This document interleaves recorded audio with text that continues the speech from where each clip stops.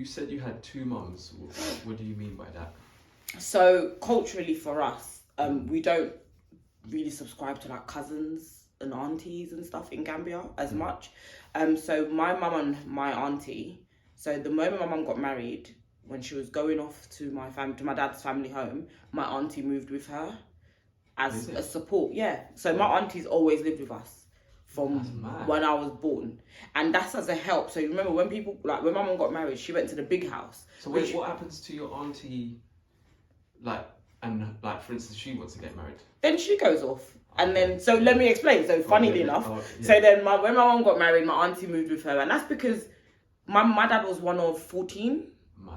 And my grandma, my granddad, and all those 14 have children. So it's a big house. And when it's my mum's turn to cook, and someone needs to help her, so she'll bring like her little backup because he's got all these siblings and stuff. So it's like your little side somebody you can talk to. My dad also had 2 wives, so 2 days he was going to be off, so she'll also be company for my mum. And it's just like a comfort that you bring with you. And how did you, if you don't mind asking, in terms of your dad having 2 wives, how was that for you? So, funnily enough, I didn't experience it as much because we came to England when I was 8. So in the time when I was there, I guess I didn't know anything. Does that make sense? And I said to my dad, I think about 3 years ago, one thing he's very lucky on the wives he picked, because what they did very well is keep us away from any wife stuff. And my mum was very good at, your dad is amazing and all the other stuff kind of kept away from us. I think that's an important point, because here there's like a celebration of destruction. Oh no. But it sounds like no matter what was going on, it's like to your kids. So if I could, so my dad for 22 years was a political activist. So there was a coup in 1994, which potentially was one of the big reasons why we all moved. He was a minister in the party that was couped, and he basically spent 22 years in and out of political jail. So we would be writing letters, and my mum would I used to remember me and my sister would come home from school and she'd make us sit down and write him a letter. And do you know what I mean? So, and it was making sure we kept that level of connection. Even I'd have fights in school and she'd be calling him in Gambia so that he can cuss me in England. And I used to be like, no, but that's it's key. It's very, very, very key. So the wives thing didn't affect as much as I think, but would it be something I'll advocate for myself? I don't think so.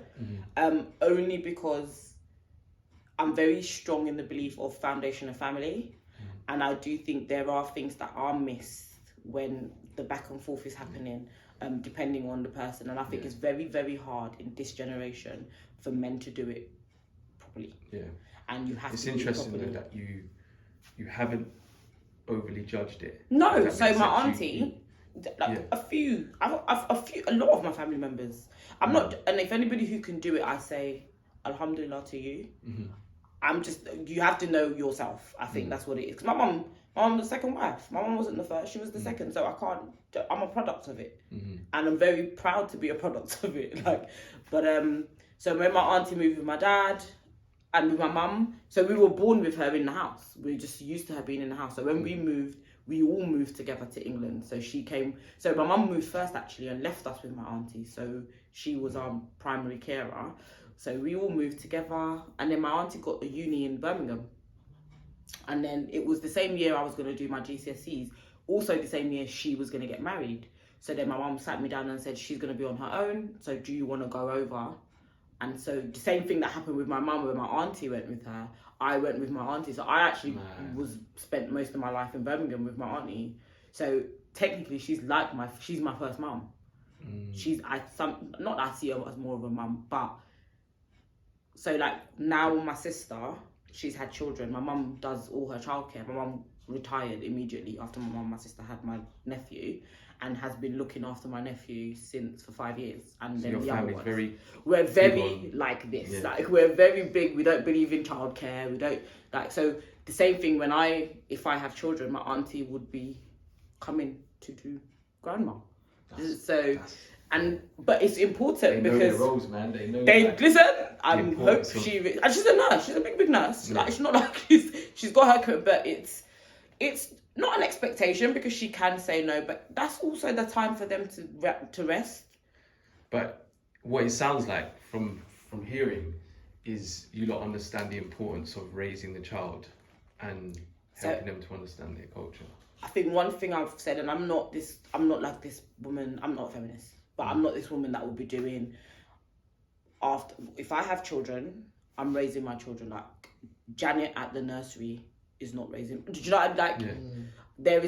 There is a need to understand the importance of gender roles. I think we have come to a point, I know we're going so off tangent, but we've come to a point in this generation where we're trying to equalise the two so much that we've missed a massive step in it. And it's actually causing so much of the destruction because somebody needs to be at home. Mm-hmm. If we all think about when we did most of our badness, it was between 3:30 and 6 o'clock when we were either supposed to be on our way home from school or whatever. But because mum and dad's at work, like, no, yeah, you're not laughing. Like, nobody's going to be at home to check what time you really got in. No, do you know what I mean? That left a lot of space. Yeah. And school, as it is, instills a lot of negativity that needs to be undone on a daily basis. Somebody has to be at home to do it. My badness was happening in school. So you needed to come home and be badding up and taking it out. Yeah, and sometimes homeschooling is a thing. So and what I've seen the benefit of my nephews is language. Like my mum speaks Wolof to them, their dad speaks French to them, my sister speaks. Do you know? So they have that. The food they eat. Those kids will sit and eat okra like it's nobody's business. You know, like all that kind of stuff. They like my mum's praying, they will get up and pray. So it's all of those things. They learn a lot of very positive things, and it's just family as a whole. Like we need to really understand the benefit. Like it's a cycle. So same way like our parents. So I think my mum. It's only now that you're really raising kids because when we were younger, we had maids, drivers, my auntie. You were chilling. My auntie, like, do you know what I mean? But now, it's your time. And she's done the nappy, she does the potty training. But it keeps her youthful. Yeah. It gives, she goes to the park every day after school. It keeps her youthful. Yeah, like, if we really deep what we're supposed to be doing, it keeps the cycle going. Yeah. So, so my family dynamic, I love it though. Like, our cousins, we're beyond cousins. Like, we're literally siblings. Like, my aunties will call me and tell me this one's doing a madness. Give them a call. This one's, and I'm the old, so maybe another thing is I'm an oldest daughter, I'm an oldest granddaughter. Now that is a thing. Responsibility. It's I'm the family secretary. It's a thing. It is. But how does that weigh on you? It's heavy. If I'm honest, it's heavy. So my granddad, when he was passing, this was 2 years ago, his last words were, "I'm leaving the family with you." And it's always been the message. Like my cousins, I've got 3 voice notes now waiting. Like, when's the next link up? I've got to make sure I organise it. I've got to make sure that there's a family reunion in the next 6 months. I need to organise. Do you know what I mean? Who are you prepping though? Who am I prepping for? Who to take over for me? Yeah.